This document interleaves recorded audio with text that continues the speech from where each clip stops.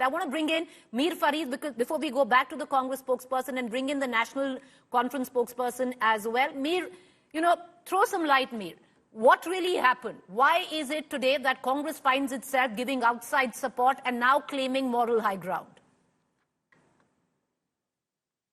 Yes, Preeti. In fact, as we have been saying this since morning, that all is not well between the alliance partners. Now, the only meeting that has happened post-results between NC and Congress has been the letter of support that the Congress senior leaders went to Umar Abdullah's house and gave him. Post that, there has been absolute radio silence, no meetings on the power sharing, nothing. And we also know that the kind of performance National Conference had with 42 MLAs, and then they also got support from independents from Jammu. So that obviously tilted the balance in the favor of National Conference. They obviously from their side did not reach out to the Congress. Congress was also silent, considering that it was a lesser partner, a weaker partner with very little elbow room or bargaining power, and they also remained silent. Now, the very first day, the Congress chief dashed to Delhi, got instructions from the Congress High Command, and since they were very silent. Now, there are many reasons for that. Okay. Obviously, one reason it seems is that Congress does not want to be part of this government, which obviously for many is a crown of thorns for the Umar Abdullah government or Umar Abdullah, considering that this is different. This is a new power sharing mechanism with the lieutenant governor having the upper hand.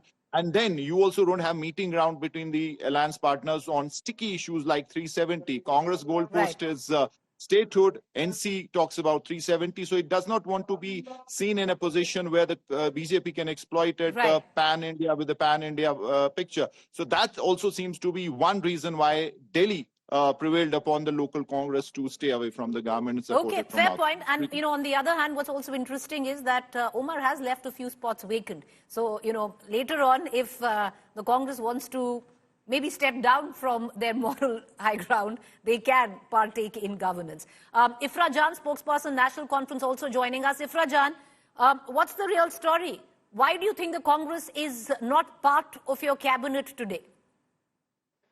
You see, I think Congress pretty much remains a part of India Alliance, and it pretty much remains a part of our Jammu and Kashmir National Conference government and this government in Jammu and Kashmir.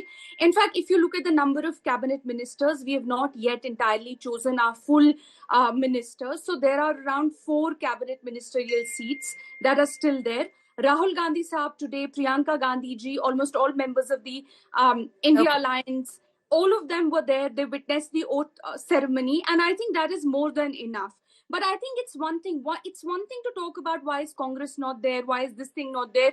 It's interesting to see that today, for the first time in Jammu and Kashmir, after 6 years, we now have a government and administration that consists of the people of Jammu, that consists of people of Kashmir, that has a deputy chief minister from Jammu.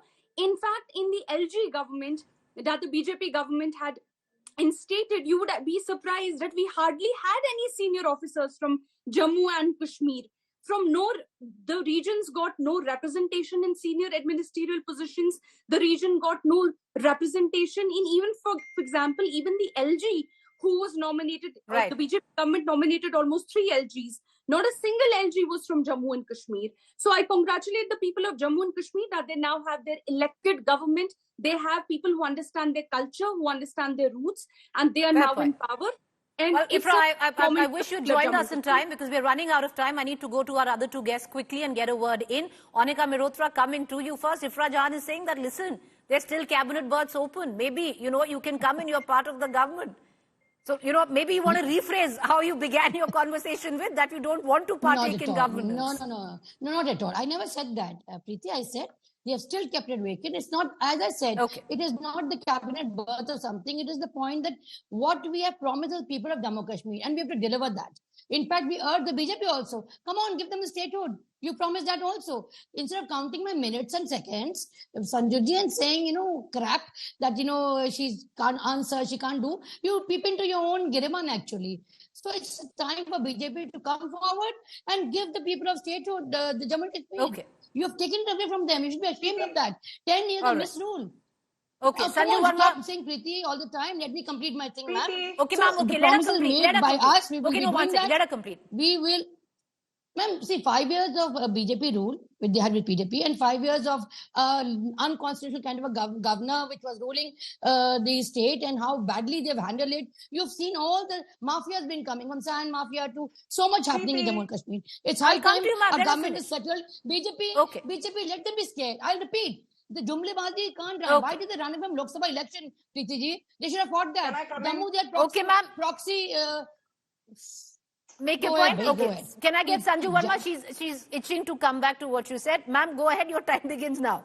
No, Preeti, I'm not itching to come back. I need my time, just like the other panelists need. Please exactly don't the same time, ma'am. Go ahead. At me. Yes, please don't take pot shots at the BJP. Though I know you said it lightheartedly. Let me just say this. Hindi में कहावत है, बड़े बेआबरू होकर तेरे कूचे से हम निकले, बहुत मेरे अरमान निकले, लेकिन फिर भी कुछ कम निकले. The Congress and its spokespersons have still not learned from the debilitating Haryana loss.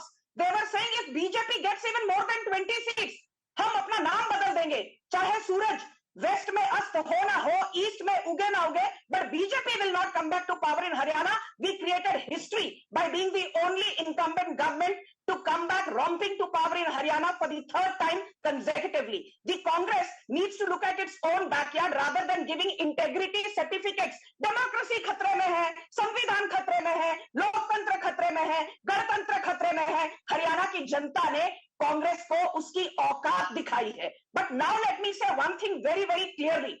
If you look at the political landscape, Preeti, and you know this very well, over the last 30, 40, 50, 60 years, be it I.K. Gujral, be it Deve Gowda, be it Morarji Desai, be it Chandrasekhar, or for that matter, be it VP Singh, ऐसा कोई बचा नहीं जिसे कांग्रेस ने ठगा नहीं. इसलिए यहाँ बैठकर बीजेपी को भाषण मत दीजिए. महाराष्ट्र हारने की तैयारी करिए. All right, okay. All right, okay. We'll see when that last vote is counted, which will be the 23rd of November. We've run out of time. I wish we could go back to the National Conference spokesperson, but she joined late. That's it. We're going to end it there. All eyes now, of course, will shift to tomorrow. That is, right before Maharashtra. Because that is when Nayab Saini, the Chief Minister in waiting in Haryana, is going to take over there.